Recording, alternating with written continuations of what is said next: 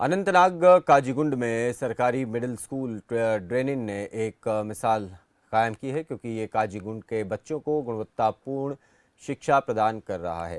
काजीगुंड के ड्रेनिन गांव की एक मूक बधिर छात्रा भी इस सरकारी स्कूल में शिक्षा ले रही है, जिसे विशेष तरह से शिक्षित किया जा रहा है, जिससे स्थानीय लोग शिक्षकों के प्रयासों की सराहना कर रहे हैं।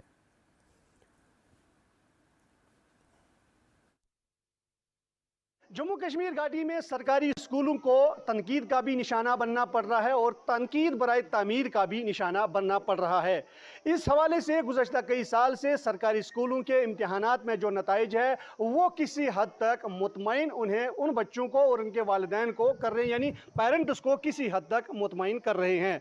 मैं इस वक्त मौजूद हूँ दक्षिण कश्मीर के द्रिनेन काजीगुंड इलाके में। यहाँ पे एक बच्ची हमारे साथ, सरकारी स्कूल है गवर्नमेंट मिडिल स्कूल द्रिनेन, और सरकारी स्कूल का नाम खास तौर पे जहन में आते ही जो पेरेंट्स है वो हजार बार सोचता है, क्योंकि हजार बार सोचने के बाद ही वो अपने बच्चे को इस सरकारी स्कूलों में दाखिला करवा देता है। लेकिन सरकारी स्कूलों में कितना सुधार आया है, किस हद तक उनकी लेवल आगे गई है, वो आज हम आपको इसमें ज़रूर बताएंगे। हमारे साथ यहाँ पे का टीचर स्टाफ है, शिक्षक हैं, और ये एक बच्ची है जो ना सुन सकती है ना बोल सकती है, लेकिन यहाँ के टीचर्स की जानिब से बहुत कोशिश की गई और ये बच्ची जो है आयशा इसका नाम बताया जा रहा है और दूसरी जमात की ये तालिबा है। इसे बिल्कुल दूसरी जमात तक लाने ले जाने के लिए ख़ास तौर पे यहाँ के टीचर्स इरफान की बात करें या रियाज साहब की बात करें या मुंतज़िर साहब की बात करें या दीगर जो असातिज़ा यहाँ पे है, काफ़ी कोशिशों के बाद उन्होंने इस बच्ची को यहाँ तक पहुँचाया कि वो अपना नाम लिख सकती है, अपने कुछ वर्ड्स का इस्तेमाल कर सकती है,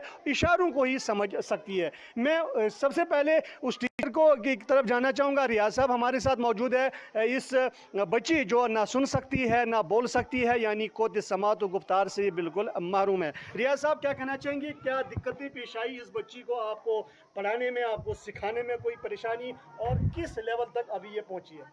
बिल्कुल, ये सेकंड क्लास में अभी पढ़ रही है, लेकिन पहले तो दिक्कतें आई, लेकिन फिर यूट्यूब का सहारा लेते हुए मुझे कोई परेशानी नहीं हुई फिर। और दूसरी इसमें इम्पॉर्टेंट बात यह है कि इसका जहन है वो काफ़ी तेज़ है। एकदम से उसको अगर कोई भी साइन लैंग्वेज दिखाई, साइन लैंग्वेज में इसने 1 घंटे में सारी ए टू जेड तक उसने 1 घंटे में लर्न किया। तो अब इसकी लेवल इस हद तक पहुंच गई है कि ये अपना नाम भी लिख सकती है, पापा का नाम लिख सकती है, भाई का नाम लिख सकती है, बहन का नाम लिख सकती है। इसके अलावा जो उसको बेसिक ज़रूरी, जो इसको अगर कहीं रास्ते पे दिक्कत आएगी, उसको मैंने समझा कि उसको पहले वो चीज़ें दी जाए, अगर ये कहीं रास्ते पे अटक जाएगा तो ताकि ये कुछ ना कुछ लिख सके, दूसरे को किसी को दिखा सके, को ये एड्रेस पे पहुंच जाएगी। क्योंकि मुझे यही ज़रूरी लगा कि उसके लिए क्या ज़रूरी है। तो वो एड्रेस जो इंट्रोडक्शन थी उसकी, वो उसने तो लर्न की है।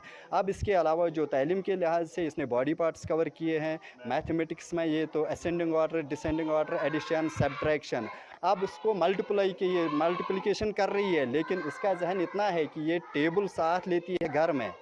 एक चार्ट बना के दिया है मैंने उसको, टेबल 2 से लेकर 10 तक ये घर लेती है, वहाँ से मल्टीप्लिकेशन करके आती है। फिर दूसरा इसमें ये इंटेलिजेंस है कि इसके क्लास में 12 स्टूडेंट्स हैं।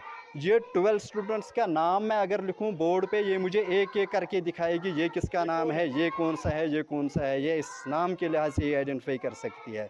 तो मुझे नहीं लगता है कि ऐसे बच्चों को कोई कमज़ोरी होगी। इसमें सिर्फ टीचर की डेडिकेशन का होना ज़रूरी है और पेरेंट्स की कोऑपरेशन का होना बहुत ज़रूरी है। चलिए, इसी के साथ इस बुलेटिन में फिलहाल इतना ही। दीजिए इजाज़त। नमस्कार।